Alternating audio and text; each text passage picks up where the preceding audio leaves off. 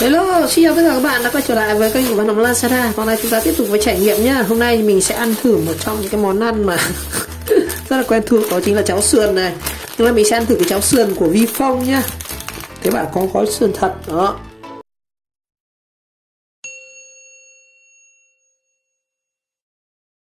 Đó, mình đang cần trên tay gần cháo sườn. Thực ra thì cháo sườn thì hết sức quen thuộc, một món ăn sáng hàng ngày của tất cả mọi người rồi. Mình ăn rất nhiều cháo sườn của các mẹ, các chị ở chỗ gần, nói chung chỗ nào có dân sống chúng ta có cháo sườn, bánh trôi các kiểu, bánh chưng rán, cháo sườn, món ăn hết sức phổ biến. Rồi, con gói cháo sườn của Vifong, gói này như giá khoảng 5k nhé, rẻ thôi, cho phôi cháo và gia vị vào tô. Thành phần của nó có nước, các thứ, có cả thịt sườn băm 5%. Đặc biệt là nó có gói sườn thật ở trong này, đó, đắp ở chỗ đấy. Giờ cắt ra thử xem bên trong có gì nhá. Đây, mình nấu cho nước sôi mà ăn thử, đói quá. Rồi, xem thử bên trong thành phần của cháo sườn có cái gì nhá. Cam kết không sử dụng một phần thực vật. Vifong hồi trước có gói gì nhỉ? Trước mình ăn thử gói mì trộn đấy. Rồi, xịn đấy, có cái giấy bạc này, gói gia vị này, cháo này, bọc rất đẹp nhá. Đó, họ làm rất chỉnh chu luôn. Mình sẽ cắt trước phần này. Đây là cái phần cốt cháo nhá. Gia vị này, mình ăn nhạt nên chắc mình chỉ cho nửa gói thôi nhá. Đó, chỉ ăn nửa gói gia vị thôi. Quan trọng cái cốt thịt này đắt rồi. Ở đây nó có cái để xé nhá. Một số giấy bạc đẹp. Thơm lắm ạ, cái cốt của nó thơm lắm. Đấy, màu vàng vàng đổ ra này. Rồi, cốt thơm lắm. Rồi, đây là cái phần cháo này, nó có cái phần cốt thịt rất là thơm. Mình sẽ phải cho anh em xem trước cái này, không tí nó đổ nước mà không nhìn thấy này. Mùi rất là thích nhá, thơm lắm. Đây, nước sôi.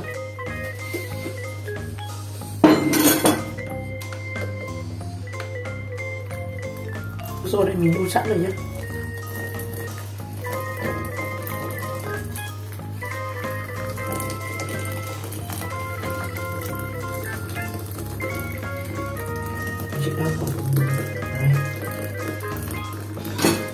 Rồi, mình để khoảng 5 phút thôi nhá. Rồi, hãy thử xem như thế nào. Rồi, mình thử nhá. Trộn đều lên nào. Nhìn có vẻ ngon đấy, nó cũng khá là đặc đấy. Món cục này,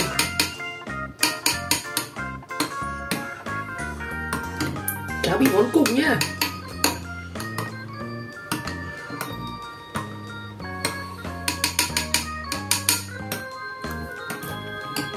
Thơm lắm.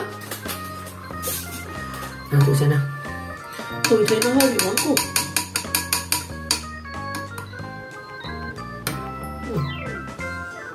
Hơi món cục rồi. Nó 5 phút mà còn bị món cục như này thì vỏ cháo này. Nào thử xem nào.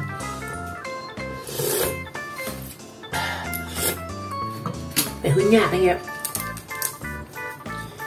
Trộn cho thêm nhá.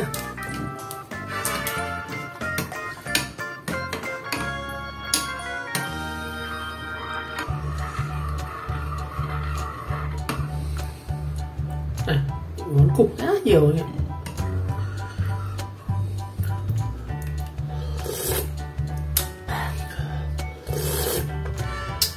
Ăn được. Nó có mùi hành phi.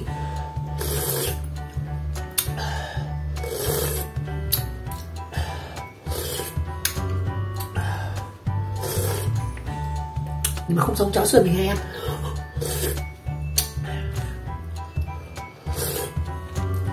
Nó giống cháo thịt băm hơn.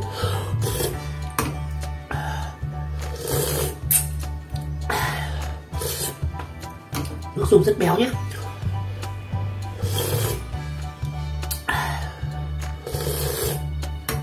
Mỗi tội mình món cùng khá nhiều này. Ăn mình phải nấu nó ra nhé.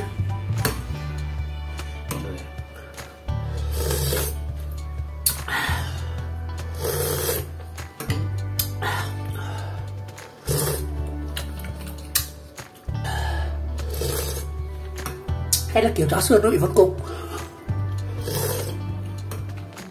Mình không biết là tại vì ngày xưa mình hay ăn cháo sườn ấy, thấy nó cũng hay nổi những cái cục này, hay là kiểu nó thế. Mà ngày xưa ăn cái cháo sườn nó có những cái cục thịt này ăn ngon lắm. Mà cháo sườn cũng rẻ thôi. Đây tiện thôi. Ăn không ngon như cháo sườn kia.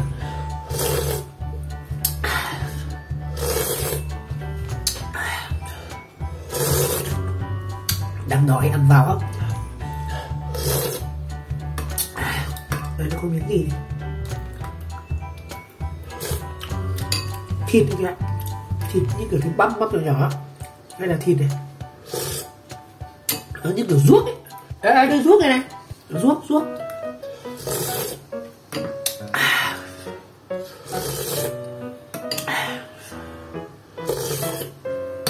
Ngon lắm.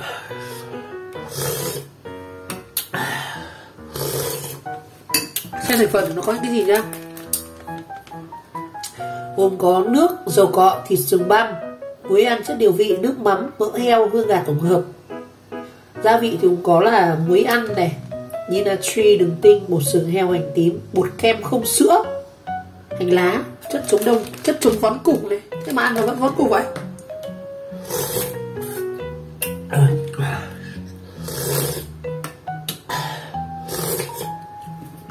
Một gói này là dung lượng là 27g nha, khá là bé.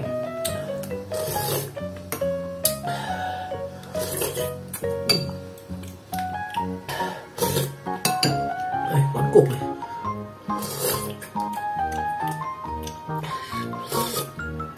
Cái trong nó có ruốc.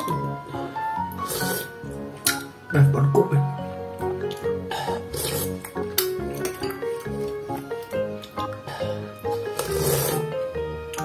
Mình không cho hành hết gì nhá, ăn nguyên như nào của nó như nào thì ăn thế thôi.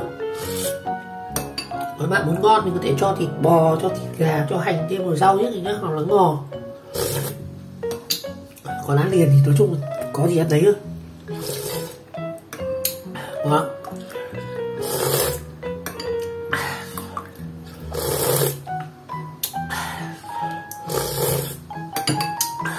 Hôm nào nóng mà ăn bát cháo thì ấm bụng này. Cái đây là cái ruốc nhá, cái đen này là ruốc.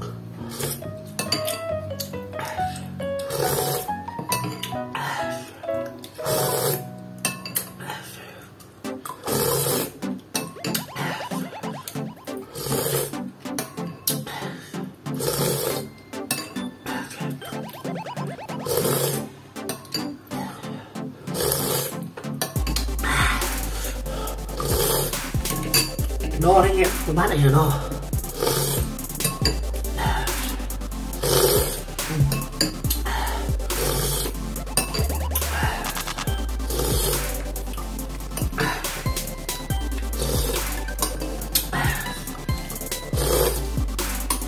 Ngon.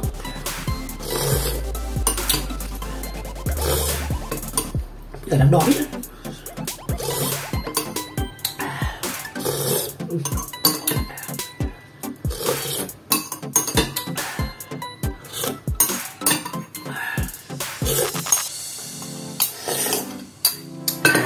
Nó à.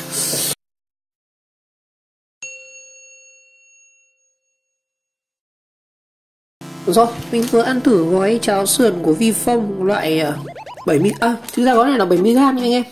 Cái gói thịt của nó là 27g, chứ gói cháo mà 27g thì bé quá. Nó là gói 70g cháo sườn của Vifong. Cảm nhận của mình khi ăn cái gói cháo này thì nó không ngon được như là cháo sườn.